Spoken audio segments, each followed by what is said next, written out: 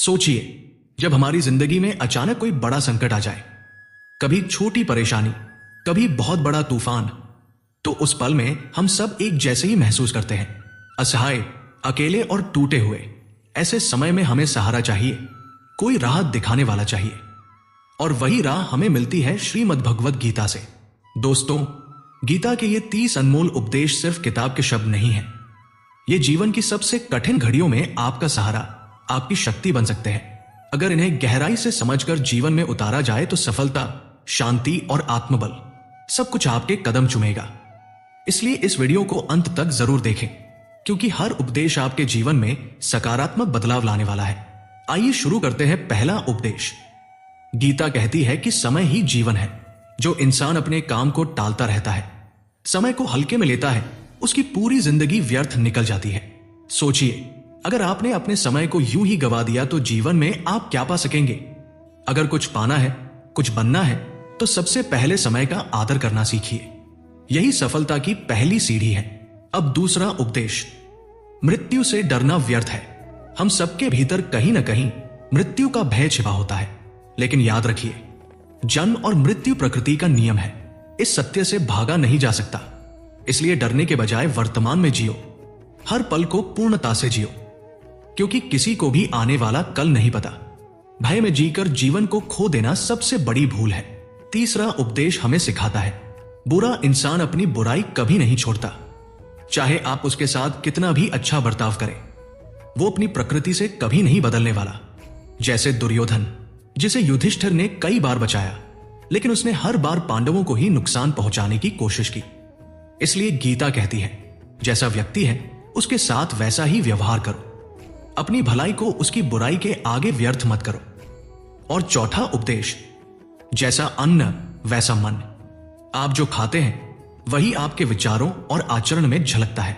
अगर आप सात्विक भोजन करते हैं तो आपका मन शांत और पवित्र रहेगा, सोच भी निर्मल होगी, आचरण भी श्रेष्ठ होगा। गीता में विस्तार से बताया गया है कि सात्विक, राजसी और तामसी भोजन कैसे हमारे जीवन को प्रभावित करते हैं। लेकिन सार यही है, सात्विक भोजन करने से सुख और शांति दोनों मिलते हैं। यही गीता का मार्ग है, यही जीवन का प्रकाश है। पांचवा उपदेश। असली सफलता वह है जो अंदर से आनंद दे। बहुत लोग दुनिया की नजर में सफल दिखते हैं। बड़ी गाड़ियों, बड़े घरों, ऊंचे दर्जों से उन्हीं की पहचान होती है। कैमरे सामने वे हंसते हैं, लोकसभा में खुश दिखते हैं, पर दिल के अंदर अक्सर बेचैनी रहती है। आपने कई बार देखा होगा, कोई बड़ी नौकरी पाकर भी रातों को चैन से नहीं सो पाता। कोई करोड़पति भी भीतर से अकेला और उदास महसूस करता है।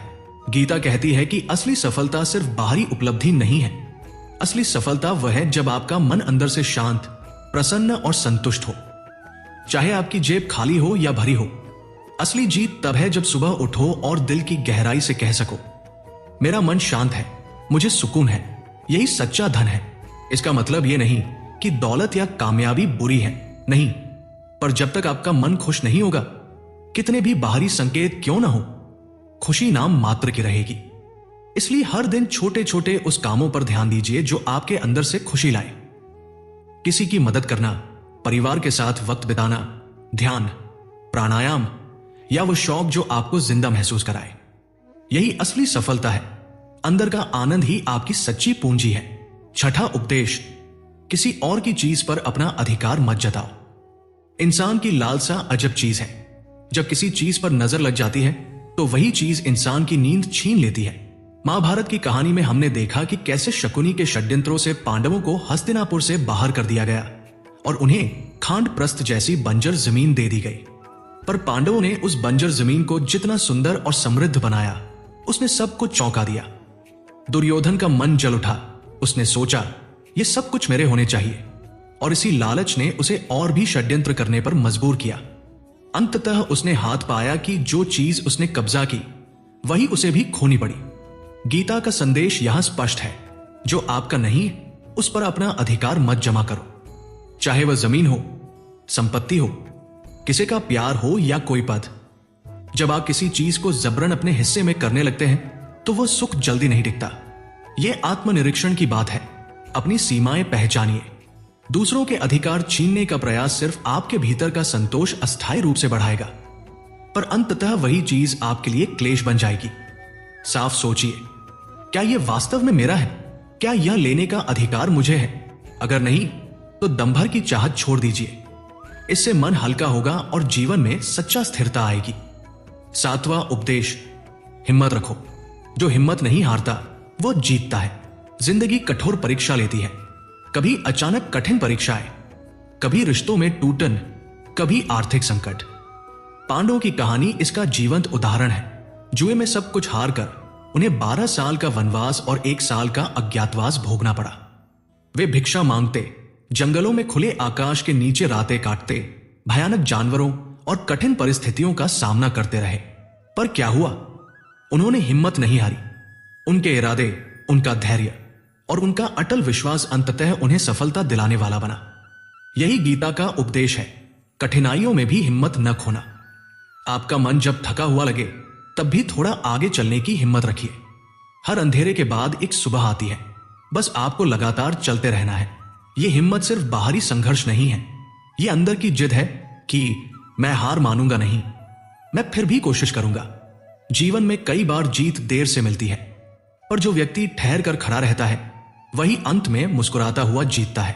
इसलिए जब भी मुश्किल आए खुद से कहिए, थोड़ा और सहन करूंगा, थोड़ी और कोशिश करूंगा। यही आपकी जीत की शुरुआत है। 8वां उपदेश, सम्मान, चरित्र और अधिकार पर लड़ना जरूरी है। गीता हमें सिखाती है कि जीवन में अनावश्यक झगड़े और द्वंद्व से जितना बचा जा सके बचना चाहिए, क्योंकि शांति में ही जीवन का सार है। पर एक सीमा होती है, जब आपकी इज्जत, आपका चरित्र, आपका हक प्रभावित होता है तब शांत बैठ जाना उचित नहीं। अर्जुन ने भी शुरू में यही कहा था, ये सामने वाले मेरे रिश्तेदार, गुरु और सगे हैं, मैं लड़ना नहीं चाहता। पर श्री कृष्ण ने बड़े स्पष्ट शब्दों में समझाया, यह साधारण लड़ाई नहीं है, यह सत्य और धर्म की रक्षा की लड़ाई है। द्रौपदी के साथ जो अपमान हुआ उसे समाज ने देखा। किसी को सार्वजनिक तौर पर तिरस्कार का शिकार बनाना, किसी के सम्मान को कुचलना, यह वो अधर्म है जिसे सहना धर्म नहीं कहला सकता। जब आपका चरित्र आघात पहुंचता है, जब आपके अधिकार छीने जाते हैं, तो आपके कर्तव्य बनते हैं कि आप आवाज उठाएं और उसका विरोध करें। यह विरोध हिंसक होने की नहीं कहता, पर इसका अर्थ यह है कि आपको धैर्य और साहस से अपने हक के लिए खड़ा होना चाहिए। कई बार हमें लगता है कि रिश्तेदार हैं तो सह लेना चाहिए, पर जब अधर्म बढ़ता है तो समाज का संतुलन बिगड़ता है। इसलिए न्याय और सम्मान के लिए लड़ना भी एक धर्म है, और गीता यही संदेश देती है कि सही समय पर संघर्ष करना भी जरूरी है। 9वां उपदेश, किसी पर भी आंखें बंद करके भरोसा मत करो। कई बार हम अपने ही लोगों पर इतना भरोसा कर लेते हैं कि उनकी हर बात सच मान लेते हैं, पर विश्वास और अंधभक्ति में फर्क होता है। महाभारत में दुर्योधन ने कितने ही षड्यंत्र रचे, जहर देने से लेकर आग में जलाने तक की साजिशें, फिर भी कई लोग उसकी बातों में आ गए। किस्सा यह है कि कभी कभी वही इंसान जो हमारा भाई, हमारा सगा या हमारा अपना दिखाई देता है, वही हमें नुकसान पहुंचा सकता है। इसलिए भरोसा होना चाहिए, पर आंखें खुली रखकर। भरोसा और समझ दोनों साथ हो तभी आप सुरक्षित रहेंगे। 10वां उपदेश, सत्य और ईश्वर के साथ जो खड़ा होता है वही अंत में जीतता है। गीता के आखिरी श्लोक में कहा गया है, यत्र योगेश्वर कृष्णो यत्र पार्थो धनुर्धर तत्र श्रीर विजयो भूति विधोभवत्। जहां भगवान श्री कृष्ण और अर्जुन साथ हैं, वहां विजय और धर्म का वास होता है। धृतराष्ट्र बार बार संजय से पूछता रहा कि मेरे पास भी भीष्म, द्रोण और कर्ण है, फिर कौन मुझे हरा सकता है? पर संजय ने बताया कि असली जीत शक्ति में नहीं, सत्य और ईश्वर के साथ में है।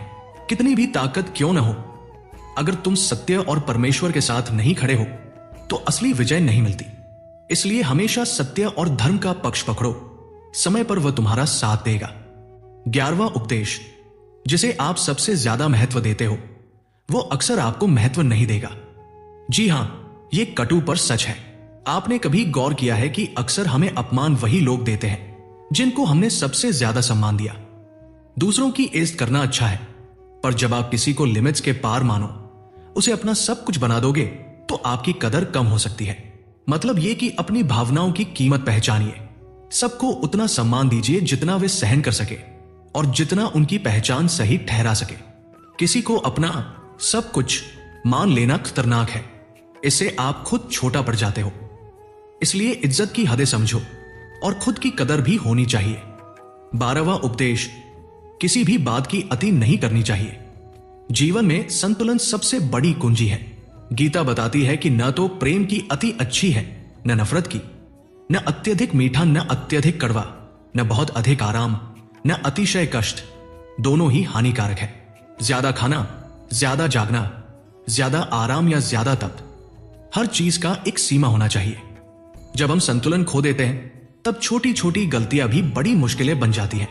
इसलिए हर काम में माप और संतुलित दृष्टि अपनाइए। यही सुरक्षित व सुखी जीवन का रास्ता है। 13वां उपदेश, हर काम समझदारी से करना ही असली योग है। गीता का श्लोक कहता है, योग कर्मसु कौशलम, यानी कर्म में कौशल, बुद्धिमानी और समझ होना ही सच्चा योग है। बहुत मेहनत करना अच्छी बात है, पर अगर मेहनत सही दिशा में नहीं है तो सफलता नहीं मिलती। कई लोग कहते हैं कि हमने बहुत परिश्रम किया पर नतीजा नहीं मिला। ये इसलिए क्योंकि उन्होंने रणनीति, समझ और सही समय का चुनाव नहीं किया।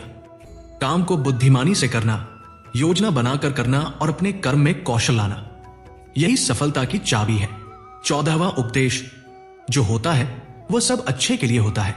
यह उपदेश ज्यादा गहरा है पर सरल भी। जो कुछ आपके साथ घटता है, चाहे अच्छा लगे या बुरा, उसका मूल उद्देश्य अक्सर अंततः अच्छे के लिए ही होता है।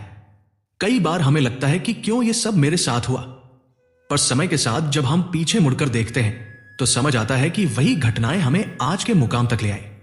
अगर वह सब न हुआ होता तो शायद हमारी राह और भी गलती से भर जाती।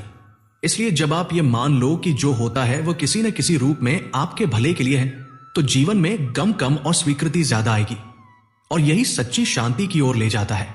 गीता का 15वां उपदेश, जीवन का असली सच यह है कि मुश्किल वक्त में जो आपके साथ खड़ा हो वही आपका अपना होता है। वरना इस दुनिया में अपनेपन का दिखावा करने वाले बहुत मिलते हैं।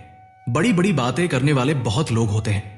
कहते हैं कि हम तुमसे बहुत प्रेम करते हैं, तुम्हारा हर दुख बांट लेंगे, हमें याद कर लेना।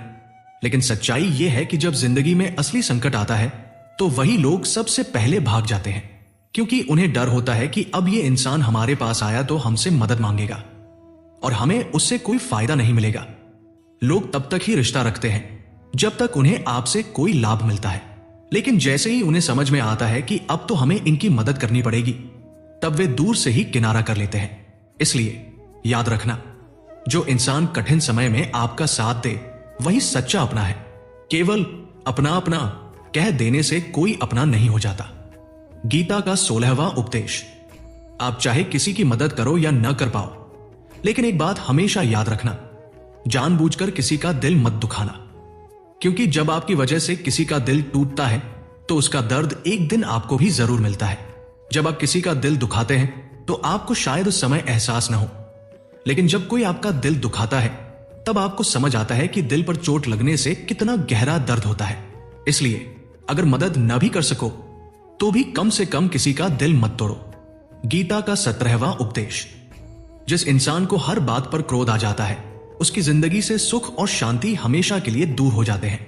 क्रोधी इंसान को उसके अपने भी छोड़कर चले जाते हैं। उसका मन हमेशा दुख और तकलीफ में जीता है। गुस्से में इंसान अपना बहुत कुछ खो देता है, मित्र, परिवार, सुख शांति और जो कुछ उसके पास है वो सब धीरे धीरे छिन जाता है। इसलिए अगर जीवन में सुकून चाहते हो तो गुस्से को त्याग दो, क्रोध को छोड़कर शांति को अपनाओ। गीता का 18वां उपदेश, जितना ज्यादा आप इस संसार में किसी वस्तु या इंसान से मोह करोगे उतना ही ज्यादा आपको दुख मिलेगा। प्रेम और लगाव जरूरी है, लेकिन अतिमोह हमेशा पीड़ा देता है। जो जितना बांधोगे वो उतना ही आपको तोड़ेगा। गीता का 19वां उपदेश, जो आपका है वो आपको मिलकर ही रहेगा, और जो नहीं मिला है उसके लिए बार बार पछताना और रोना छोड़ दो। आप जितना उस चीज के पीछे भागोगे वो उतना ही आपसे दूर होती जाएगी। लेकिन जो चीज सच में आपकी है वो किसी न किसी रूप में आपके पास आ ही जाएगी। इसलिए जो नहीं मिला उसके लिए आंसू बहाना छोड़ो, जो मिला है उसकी कदर करो। गीता का 20वां उपदेश, अगर जिंदगी में खुश रहना चाहते हो तो सबसे पहले अपने मन की गुलामी को छोड़ना होगा। अक्सर लोग कहते हैं हम बहुत कुछ करना चाहते हैं, हमें पता भी है कि क्या करना सही होगा, लेकिन हम कर नहीं पाते। इसका कारण है कि आप अपने मन के गुलाम बन चुके हो। मन आपको हमेशा वही खींचता है जहां तात्कालिक सुख हो। चाहे वो स्वाद हो, आलस्य हो या कोई बुरी आदत। लेकिन सफलता तभी मिलेगी जब आप मन को नियंत्रित करोगे और वही करोगे जो वास्तव में आपके लिए सही है। गीता का 21वां उपदेश। आलसी इंसान कभी कुछ हासिल नहीं कर सकता। हर इंसान सोचता है, मुझे बड़ा घर चाहिए, बड़ी गाड़ी चाहिए, मैं दुनिया घूमना चाहता हूं। चाहना आसान है, लेकिन मेहनत करना कठिन है। हर कोई चाहता है कि उसका शरीर फिट रहे, लेकिन एक्सरसाइज करने के लिए उठना सबको भारी लगता है। जो इंसान मेहनत नहीं करता, उसे न तो स्वस्थ शरीर मिलता है और न ही सफल जीवन। आलस्य इंसान को धीरे धीरे सब कुछ खोने पर मजबूर कर देता है। इसलिए अगर सच में कुछ पाना चाहते हो तो आलस्य को हमेशा के लिए छोड़ दो और कर्म के मार्ग पर चलो। गीता का 22वां उपदेश। अपने ऊपर ऐसी गंदी आदतें मत लगने दो जो तुम्हारी जिंदगी बर्बाद कर दे। कभी ध्यान दीजिए, बहुत सी बड़ी परेशानियां छोटी छोटी आदतों से शुरू होती है। महाभारत का युद्ध ही एक जुआ की लत के कारण जन्मा था। युधिष्ठिर ने जरूरत से ज्यादा हार जीत का नशा पा लिया, इतना कि उसने अपने भाइयों को, अपना राज्य और यहां तक कि अपनी पत्नी को भी दांव पर लगा दिया। जीत की इस लत ने उसे सब कुछ ही छीन ले लिया। हमारी जिंदगी भी उसी तरह छोटी छोटी आदतों से बुरी तरह खराब हो सकती है। हो सकता है वो नशा हो, या मोबाइल की लत हो, या किसी व्यक्ति के पीछे अंधाधुंध लगा हो, या कोई गलत काम करना। ये आदतें शुरुआत में मामूली जैसी लगती हैं, पर धीरे धीरे वे हमारे संबंध, हमारी इज्जत, हमारी शांति और हमारी सारी संभावनाएं छीन लेती हैं। इसलिए जितनी जल्दी हो सके अपनी बुरी आदतों से छुटकारा पाओ। उनसे पहले कि आदत तुम्हें ही निगल जाए, तुम उन्हें छोड़ दो। छोटे छोटे कदम उठाओ, किसी बुरी आदत का सामना करो, समर्थन मांगो, अपना दिनचर्या बदलो, नए अच्छे शौक अपनाओ। याद रखो, एक छोटी सी आदत भी जीवन बदल सकती है। उसी तरह एक छोटी सी अच्छी आदत भी तुम्हारी दुनिया बदल सकती है। गीता का 23वां उपदेश। जो अपनी रक्षा खुद नहीं कर सकता, उसकी रक्षा ईश्वर भी नहीं कर सकते। श्री कृष्ण अर्जुन से कहते हैं, सर्वेषु कालेषु मम स्मर युद्ध च, अर्थात हर समय मेरा स्मरण करता रहना और युद्ध भी करता रहना। अर्जुन ने पूछा, यह युद्ध तो कुछ ही दिनों का है, पर कृष्ण ने कहा, यह जीवन ही रणभूमि है। जीवन में सुख बेदुख आते रहते हैं और तुझे उनका सामना करना होगा। यहां बड़ा संदेश यह है कि ईश्वर आपकी डोर थामे बैठे हैं, मार्गदर्शन और शक्ति देते हैं, पर युद्ध, संघर्ष और मेहनत तुम्हें ही खींच कर लड़ना होगा। ईश्वर आपको बुद्धि, साहस और प्रेरणा देते हैं, पर काम तुम्हें करना होगा। बस बैठकर यह सोचना कि ईश्वर सब कुछ कर देंगे, यह गलत है। ईश्वर का आश्रय और स्मरण जरूरी है, पर उसके साथ साथ तुम्हारी पहल और संघर्ष भी अनिवार्य है। जो व्यक्ति आलसी बनकर बैठ जाता है, जो अपनी जिंदगी की लड़ाइयों में कदम नहीं उठाता, वो खुद को बर्बाद कर लेता है। ईश्वर की कृपा उनके ऊपर भी है, पर वह कृपा तभी फल देती है जब इंसान अपने प्रयास करता है। अपने भाग्य के लिए उठो, संघर्ष करो और साथ ही प्रभु का नाम लेकर शक्ति मांगो। यही सच्चा मार्ग है। गीता का 24वां उपदेश।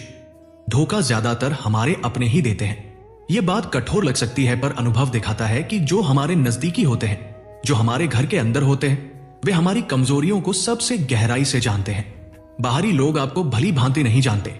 वे नहीं जानते कि किस जगह आपको चोट पहुंचती है, पर अपना वही जो तुम्हारा खून घराने वाला दोस्त या करीबी होता है, वो तुम्हारी कमजोरी को जानकर ही चोट लगाता है।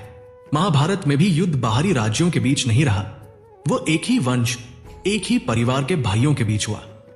दुर्योधन ने कई बार अपने ही भाइयों को नुकसान पहुंचाने की कोशिश की। जहर देना हो या जाल बुनना, सब कुछ अपने ही भीतर से निकला। इसलिए यह समझना जरूरी है कि घर के भीतर ही कई बार सबसे बड़ी लड़ाइयां होती हैं। इसका मतलब यह नहीं कि आप हर किसी पर शक करें और किसी पर भरोसा न करें, पर सतर्कता जरूरी है। दिल खोलकर प्यार करो, पर आंखें खुली रखो। अपने रिश्तों में सीमाएं रखना सीखो। जो बातें तुमने हाल ही में खोई हैं, उनसे सीखो और वह समझ विकसित करो कि सभी पर भरोसा करने से पहले उनकी नीयत और कर्म देखो। अपनेपन का नाम लेकर कोई भी धोखा कर सकता है, इसलिए समझदारी से अपने रिश्तों की रक्षा करो। गीता का 25वां उपदेश। भीड़ के पीछे मत चलो, अपना धर्म निभाओ। कितनी बार देखा आपने कि लोग भीड़ के साथ चिल्लाते चले जाते हैं। जो ट्रेंड है वही सही मान लेते हैं, जो फैशन है वही अपनाने लगते हैं। पर क्या भीड़ ने कभी तुम्हारे जीवन का ख्याल रखा है? नहीं। गीता हमें स्पष्ट रूप से कहती है, वो काम करो जो तुम्हारे लिए सही है, न कि वह जो सब कर रहे हैं। श्री कृष्ण ने अर्जुन से कहा, तेरा सच्चा कर्तव्य वही है जो तुझे करना चाहिए। अगर तू सन्यासी बनकर भाग जाएगा और अपना कर्तव्य नहीं निभाएगा तो न केवल खुद का बल्कि समाज का भी नुकसान होगा। हर व्यक्ति का स्वधर्म अलग होता है। किसी का धर्म शिक्षक होना है, किसी का किसान होना है, किसी का सैनिक होना है। जब तुम अपने स्वधर्म को पहचान कर उस पर काम करोगे तो तुम्हारी आत्मा को संतोष मिलेगा। लेकिन भीड़ के पीछे चलकर तुम खुद खो जाओगे, तुम्हारी पहचान फीकी पड़ जाएगी। सोचो, जब हर कोई वही करेगा जो भीड़ कर रही है तो सबसे अलग दिखने और असली प्रतिभा को निखारने का मौका किसको मिलेगा? इसलिए हिम्मत करो, भीड़ के रास्ते पर नहीं, अपने रास्ते पर चलो। जो तुम्हारे भीतर सच है उसे करो, वही तुम्हें सच्चा सम्मान और सफलता देगा। गीता का 26वां उपदेश, मोह की बलि मत बनो। मोह, यह खूबसूरत शब्द जितना मधुर लगता है उतना ही परखने वाला भी है। गीता कहती है कि किसी से भी हद से ज्यादा मोह नहीं करना चाहिए। जब तुम्हारा मोह अंधा हो जाए, वो तुम्हें सच से अंधा कर देता है। उस मोह ने कितनों को नीचे गिराया है। वो तुम्हें उस व्यक्ति की कमी या गलतियों को भी नहीं दिखने देता। तुम सिर्फ वही देखते हो जो तुम्हें भाता है। मोह की वजह से आप कई बार अपमान सहते रह जाते हो। आप बार बार खुद को समझाते रहते हो, वो बदल जाएगा, वो मेरा ख्याल रखेगा, पर वो बदलाव नहीं आता। मोह आपकी आंखों पर पट्टी बांध देता है। सच और झूठ का अंतर मिट जाता है। इसलिए अगर आप किसी के सामने सच को देखना चाहते हो, यदि आप किसी रिश्ते को सही रूप में समझना चाहते हो, तो पहले अपने मोह को पहचानो और उससे बाहर निकलने का साहस करो। जो दिन तुम्हारा मोह मिटेगा, वही दिन तुम्हारे अंदर की आंखें खुलेंगी। तब किसी भी रिश्ते से दर्द नहीं आएगा, क्योंकि तुम्हें फर्क ही नहीं पड़ेगा। तुम वास्तविकता देखोगे और उसी हिसाब से जियोगे। मोह तुम्हें रुलाएगा, मोह तुम्हें कमजोर करेगा। उससे जितनी जल्दी दूरी बनाओगे, तुम्हारी आजादी उतनी ही बढ़ेगी। गीता का 27वां उपदेश, अन्यायी और अधर्मी से मुकाबला करो, उसे दंड देना चाहिए। किसी ने तुम्हारे साथ अन्याय किया है, पाप किया है, तुम्हें ठेस पहुंचाई है, तो उसे सहते रहने से न केवल वो और आगे बढ़ेगा, पर तुम भी उसके पाप में भागीदार बन जाओगे। अर्जुन ने भी वही कहा, वे मेरे ही हैं, मेरे भाइयों, मेरे गुरुजन, मैं उनका कैसे वध कर दूं? और श्री कृष्ण ने स्पष्ट किया कि जिनका रास्ता अधर्म और पाप की तरफ है, उनका विरोध करना और उन्हें रोके रखना हमारा कर्तव्य है। अगर तुम चुप रहोगे, सहोगे, तो दुष्ट और अधर्मी ताकत पाते हैं। उनका मनोबल बढ़ता है और वे समझते हैं कि वे तुम्हारे साथ कुछ भी कर सकते हैं। इसलिए जब किसी का कार्य अनुचित हो, जब किसी का व्यवहार तुम्हें चोट पहुंचाए, तो उसे शांत या विवेकहीन ढंग से सहना उचित नहीं। विरोध करें, पर विवेक के साथ, न्याय के साथ। लेकिन इंसान की आदत होती है कि वह भूत और भविष्य में ही उलझा रहता है। अगर आप कल की गलतियों में ही अटके रहेंगे या फिर आने वाले कल की चिंताओं में उलझे रहेंगे, तो याद रखिए कि आप कभी खुश नहीं रह पाएंगे। अगर जीवन में सच्ची खुशी चाहिए तो वर्तमान में जीना सीखिए। आज का जो पल है उसी का आनंद लीजिए, क्योंकि न बीता हुआ कल लौट कर आएगा और न ही भविष्य पूरी तरह आपके नियंत्रण में है। गीता का 29वां उपदेश और भी गहरा है। इसमें कहा गया है कि आपके सारे दुखों का असली कारण अपना मानना है। सोचिए, आपकी जिंदगी में जितनी भी पीड़ाएं, चिंताएं और तकलीफें आई हैं, वे कहां से आई? ज्यादातर वही से जहां आपने किसी इंसान को, किसी चीज को या किसी रिश्ते को मेरा मान लिया। इस उपदेश को समझाने के लिए एक उदाहरण है। एक व्यक्ति ने अपनी जिंदगी भर की कमाई लगाकर एक भव्य महल बनाया। वह महल उसकी शान बन गया, उसका अहंकार बन गया। उसे लगता था कि यही उसकी पहचान है। एक दिन अचानक उस महल में आग लग गई।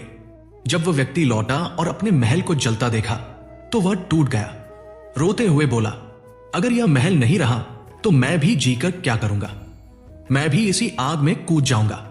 तभी एक व्यक्ति ने उसे रोकते हुए कहा, भाई चिंता मत करो, कल ही तुम्हारे बेटे ने यह महल किसी और को बेच दिया था, अब यह तुम्हारा नहीं रहा। इतना सुनते ही उसका दुख गायब हो गया। अब वह उसी आग को तमाशे की तरह देखने लगा जैसे बाकी लोग देख रहे थे।